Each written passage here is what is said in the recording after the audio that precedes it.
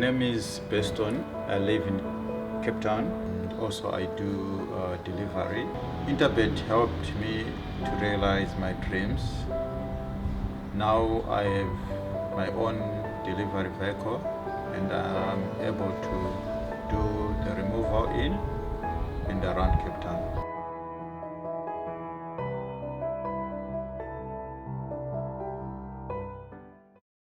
Race number 8, and this is the World Sports Betting Guineas for the Colts and Geldin, 1600 meters a trip, average rating of a 114. It's an A-class event.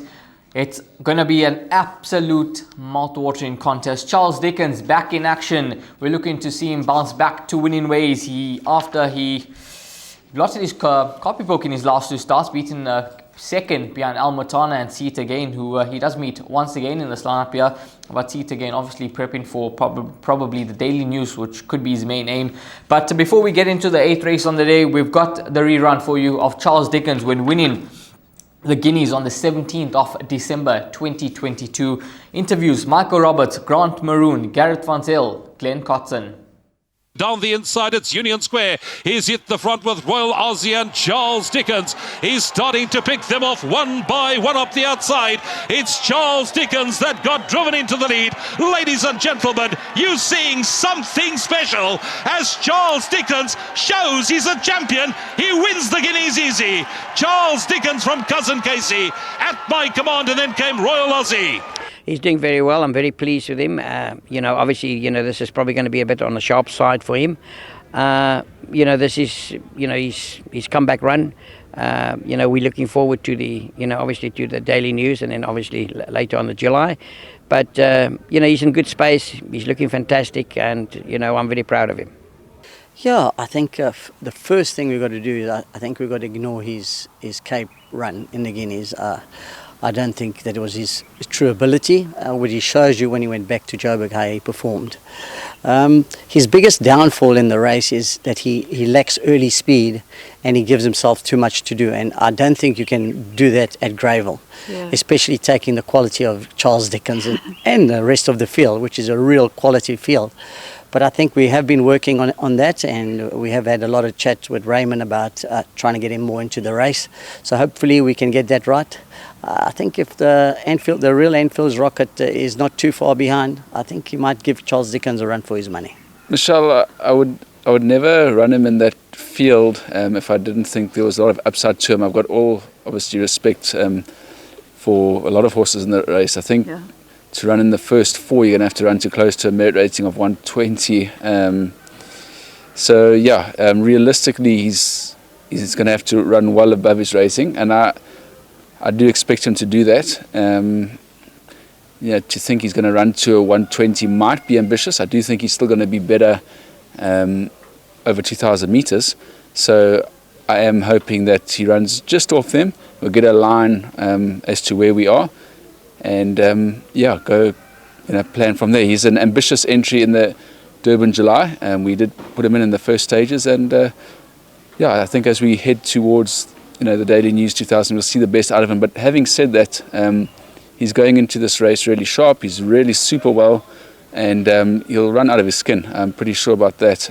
He's just a horse that excites me, and there's a lot of progress to come from him, and I'm looking forward to seeing how he goes against the big ones. But I don't recall a KZN Guineas as tough as this one.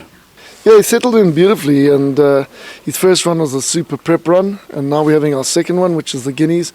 We obviously would have liked Charles Dickens not to be there, not simply because I can't beat him, but simply because I don't want to beat him because of the rating going up.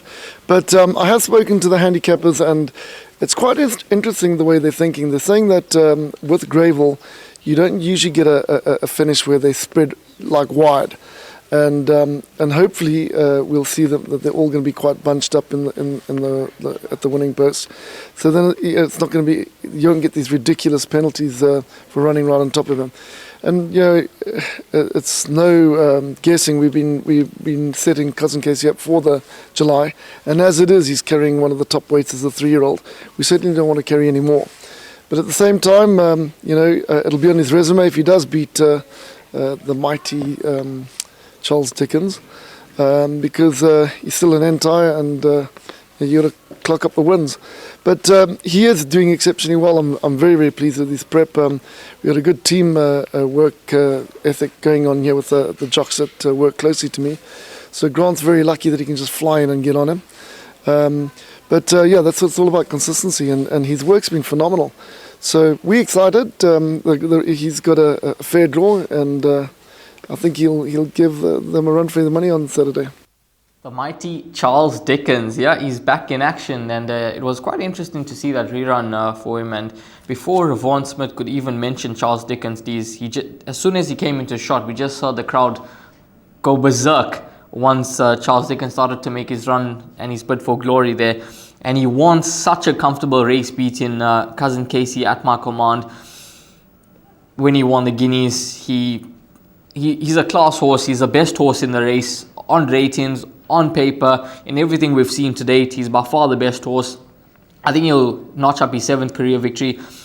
That form of the Guineas run, I can't see it being reversed. I see it finishing in the exact same order in this race. I see Charles Dickens finishing 1st, Cousin Casey 2nd, At My Command 3rd, and then possibly see it again back in 4th position. The Joburg horses, I simply can't see them finishing.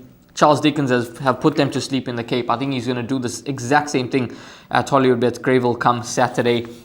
I think it's a one-horse race. I think the Drill Horse Stakes is the best race on the day, but this race is certainly right up there as the 2nd best race on the day in my opinion, and I'm just looking forward to seeing these horses in action. 3 to 10, when the bookmakers price up, when the fixed odds betting market price up, and they price up 3 to 10 and the next best at 6 to 1, it tells you what they think of the race. And this is obvious. This horse started to capture the imagination very early in his career. I must say that the jury was out for me, the way he was winning all those races, but he won me over when he won the Guineas. And I'm not one that gets attached to racing. I've learned this over the years, attached to horses in racing. I don't want to blind my judgment, but it was like a dagger that was stabbed into my heart when he lost the King's Plate. That's how bad I felt. I mean, that will go down as the biggest outside result of the season. With the shortest price horse in the race at 2 to 9, beaten by the biggest outsider. That'll be the biggest. I mean, if not for the last 10 years or so, but definitely for this season. But to take nothing away from Ricky Maincard's run, what a training feat to get that horse to win. And then last time out, I don't know what were the reasons or what happened behind the scenes. I haven't read many articles, but I don't know why they skipped the World Sports Betting Met. I would have loved to have seen him there, because in that King's Plate, I mean, the 2 horses that finished behind him, Comedy Ding and Jet Dark, I mean, they run, Jet Dark and Comedy Ding run 1-2 in the World Sports Betting Met. I don't know what was the reason that he didn't go for that race. They opted maybe last minute to try him in the Derby, and he ran his heart out, but he looks like he is just superb up to a mile. I'm not saying he doesn't get 2,000 meters. It's a tremendous run from him. What a run and what a win from See It Again. That form line is holding up superb, without question, coming out to win. Cosmic Event coming out to win. Although Justin Snaith has his entire tag team there, all those horses that he put in that Derby, they're coming out to show their class and winning, and without question is shortened dramatically in the Hollywoodbets Durbanville July. So it's a quality race. Cousin Casey, when I look at Cousin Casey, the one thing that we know that he has in his favor against Charles Dickens is this is like home ground for him. Yes. I mean, this is one of his favorite tracks in the country. He's won 3 times here. He gave us some wonderful memories as a 2-year-old, the way he was winning those races. And whilst Glenn mentions that his main mission will be the Hollywoodbets Durbanville July, I'd really like to think that they'd like to get the better of Charles Dickens, especially at Hollywoodbets Greyville, where this horse seems to just grow an extra leg. His last start when he was beaten by Strawberry Bear, I think he just needed that. You'll see a much fitter horse this time around. And Glenn also spoke about him being an anti. Well, if you look at this field, there's just 2 horses that are geldings here, numbers 4 and 9, and the balance of them are all colts. So it is a race where it looks tailor-made for Charles Dickens. I did another show where I included Cousin Casey in my pick 6, but from you, I want you to choose here, because at this stage of the game, you know how much this pick 6 is costing? What's it, 20 rand? 5 rand.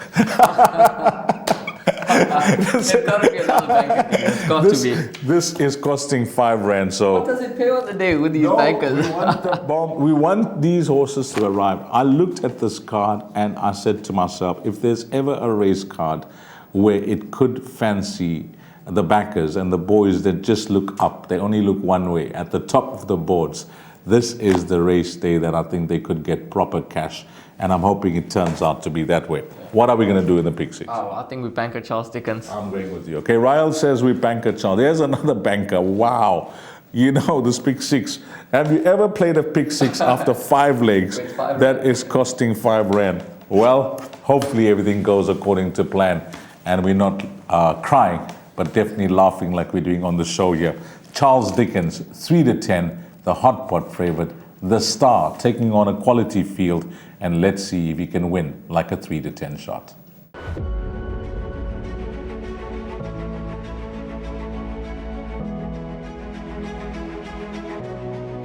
It's good fun. Days like these are great. You get the whole industry together, and to have, you know, companies and corporations like Interbet and Cape Racing who are so generous with sort of time and energy into making a day like this possible is it's fantastic for everyone.